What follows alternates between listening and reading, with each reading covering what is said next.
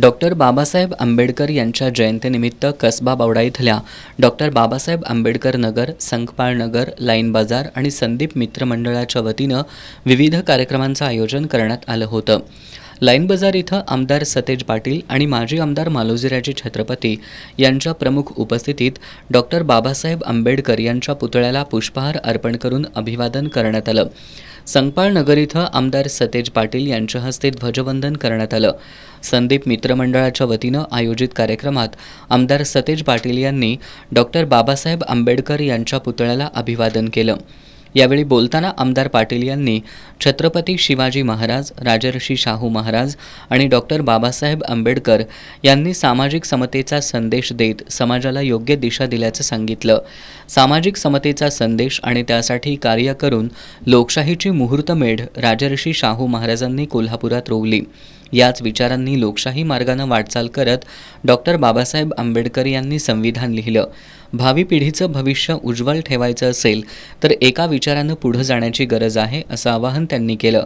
सध्या चुकीच्या विचारांचा व्हायरस पसरत असून राजर्षी शाहू महाराज छत्रपती आणि डॉक्टर बाबासाहेब आंबेडकर यांच्या लोकशाहीचे विचार जपण्याचं काम करा, असं आवाहन आमदार सतेज पाटील यांनी केलं.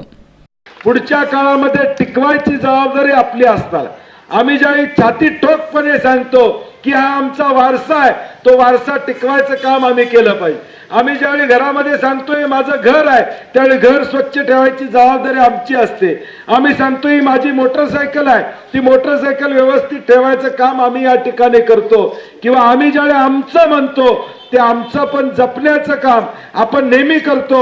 आता जबाबदारी आपली की राजश्री शाहू महाराज आमचे आम्ही म्हणतो, डॉक्टर बाबासाहेब आंबेडकर आम्ही आमचे म्हणत असेल तर त्यांच्या लोकशाहीचे विचार जपण्याचं काम सुद्धा आम्ही बावडेकर म्हणून या ठिकाणी करणं गरजेचं आहे.